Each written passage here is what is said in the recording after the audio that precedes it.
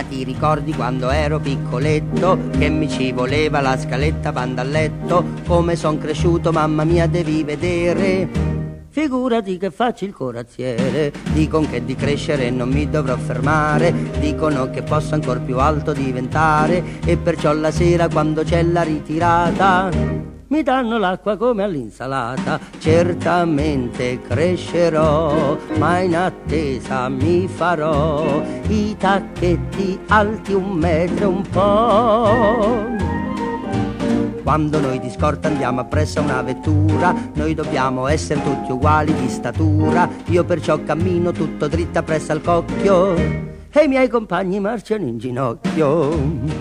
Mi ricordo quando ero cadetto a Caianello, eravamo lì che si caianellava del più e del meno, sa, e caianella oggi, caianella domani, ma non c'era quell'amalgama sia fittizio che avvocatizio e non disgiunto da quel senso euforico ed assiomatico che distingue gli altri concreti per il senso siderurgico e metallurgico.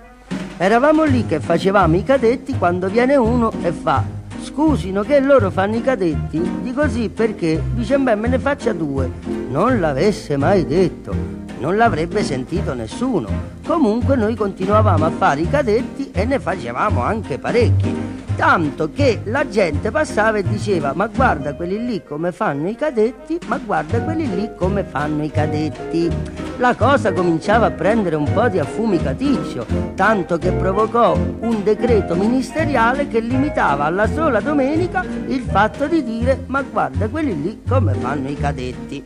I ragazzi pur tuttavia, consci di un destino effimero, si limitavano al fatto cauzionale e quindi optavano. La madre, il padre non c'erano e cominciò a piovere un'acqua, ma un'acqua che veniva giù che tutti dicevano almeno andassi in su, ma va.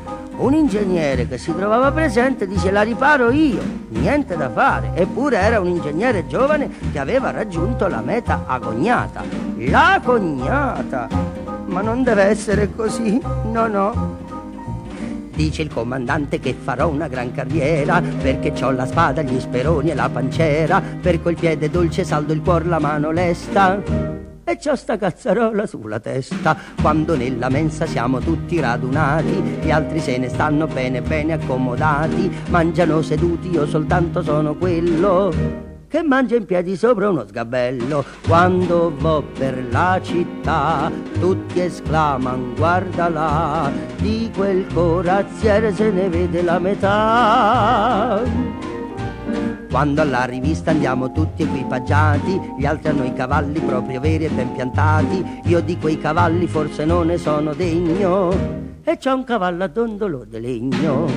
Se vedi un elmo che cammina solo, salutalo e sollevalo dal suolo, che sotto, mamma mia, con gran piacere ci troverai tuo figlio corazziere.